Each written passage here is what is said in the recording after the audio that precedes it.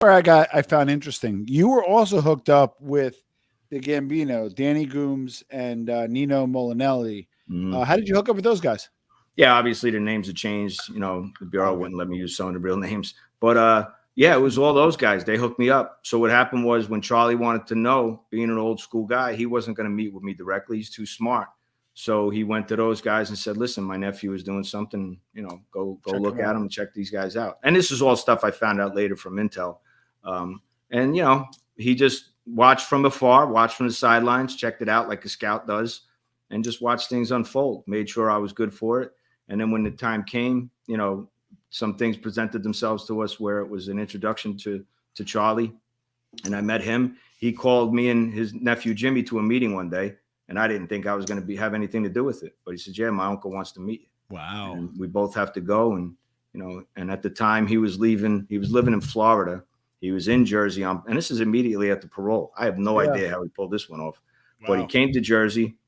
He met us, and then that was the day he was moving to Nevada, and then he moved that, and he moved to Henderson. So he met me, he put eyes on me, and says, "Well, you know, nice to meet you, Giovanni. Maybe I'll call you. Maybe I won't. I won't. Take it easy." And you know, some time went by, and he watched for a while longer, and then he called. You know, he wanted me to call him on a burner. So you connect the part I don't get is Brasco after Jack Garcia, right? All these things, right? And follow the organization of Cosa Nostra, right? Why? And Charlie, I think, probably had 5 to 7 made guys reporting to him, I would guess, right? I would think. I mean, I know they have 5. They used to have 7 crews. I think they're down to 5, and I Right. think 5 crews has about 10 guys. So he probably has 10 button guys reporting to him at that point, right? Something. Yeah, I like don't know if he had guys report, and I think that's why the stars aligned for me, Tom, is because I slipped in when I was making good money. Right, Yeah. I was earning, you know, not earning for him, but I was making Yeah. money in the street for myself with his nephew. He was just starting to put guys together. He Got it. still had his guys, right? He still had his old school guys that he came up under. Got it.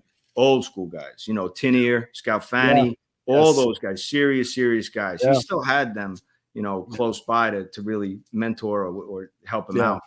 I think I just hit it at the right time, you know. That's a good point. My previous co-host, I had a show, and he was a made member, and he says there are some captains, especially when they get out of jail and they're on paper, they may be a captain of none, meaning they're their own guy, have no reports.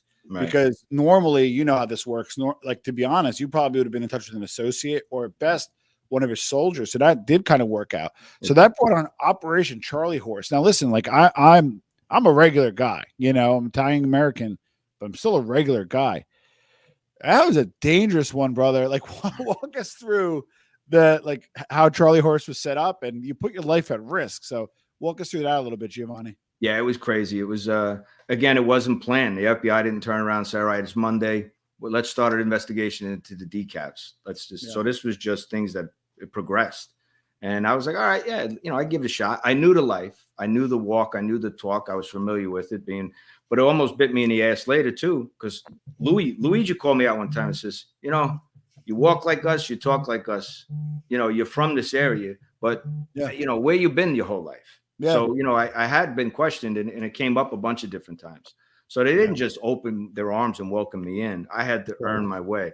And as it progressed, each time I went a little deeper, I was like, shit, yeah, you know, this isn't going to go well. Like, but there's no turning back. Yeah. You know, what am I going to do? Tap out? They're not going to find somebody else. And, you know, Correct. I'm already in it. Well, let's see where it goes kind of thing. And then before you knew it, you know, when I met Charlie, that was it. That was like, you know, we had this instant attraction and, you know, we talked on the phone for a long time before he even shared anything with me. There was that dating period, you know, just like a regular relationship. And then as things went on, and I said, all right, you know, and then as I describe in a book, he just one day just stonewalled me. And then I saw how cold he could be. I saw that dark side of Charlie. Wow. He left a message for me, and his message would make your skin crawl, just the tone in his voice.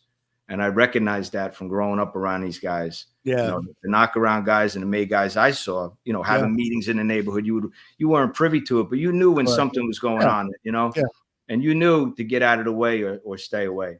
And I got that gut feeling like I was a 10-year-old kid again. And there's no turning back now. This